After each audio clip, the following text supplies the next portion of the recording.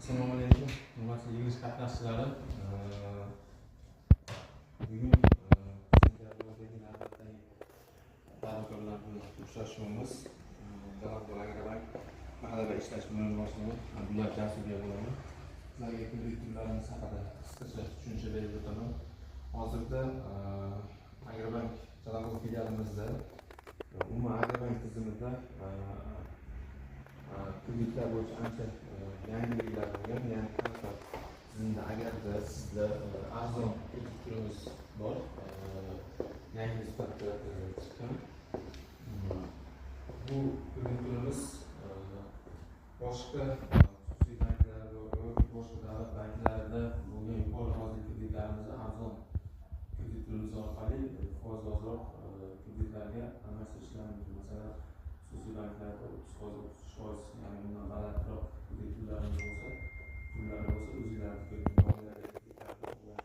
bizga pasport o'zinglarning pasport bilan bo'lasizlar. Shu orqali boshqa bankdagi kreditlarni 25%dan 28%gacha bo'lgan tartibda rasmiylashtirib yopishlari mumkin.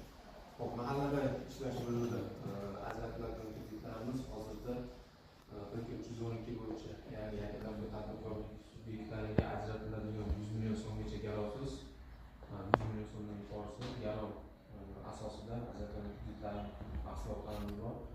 Bunga asosan talab qilinadigan hujjatlarimiz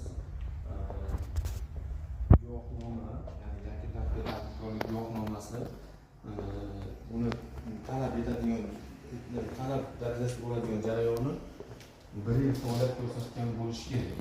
Ya'ni yakunda tadbirkorlik guvohnomasi 1 yil oldin ochilgan bo'lishi kerak. İkincisi yo'nalishi bo'yicha, ya'ni faoliyat joyi qayerda foydalanadi, qayerda shug'ullanadi shu tadbirkorlik bilan. Shu hujjatlar taqdim qilasizlar va katta ma'lumotlar albatta hozir bo'lishi kerak. Oldin kredit olganingizda vaqtda to'lagan bo'lishingiz kerak, ya'ni salbiy kredit tarafiga ega bo'lmasligingiz kerak. Xo'p, biznesga birinchi qadam yo'nalish bo'yicha 17 million so'mgacha bo'lgan kreditlarimiz mavjud. Ya'ni bu qanaqa 17 million so'mgacha ishsiz fuqarolarga, ya'ni so'nggi 2 oy davomida ish haqiga ega bo'lmagan, ya'ni davlat tashkilotida murojaat ishlamagan, oylik olmagan, o'zini band qilgan, ya'ni Sog'liq plus saytidan yoki soliqdan o'zini band qilgan bo'lishligi zarur. Bunga garov talab qilinmaydi, sug'urta kafilligi yoki uchinchi shaxs kafilligi orqali kredit ajratiladi. Hop, mahalla loyihasi dasturi asosida ajratilgan kreditlarimiz uchinchi shaxs kafilligi asosida ajratiladi. Ya'ni bu shunaqa tartib 17 million so'mga oshirgan va tartibda, ya'ni o'zini band qilgan so'nggi 2 oy davomida ish haqiga ega bo'lmagan fuqarolarga ajratiladi.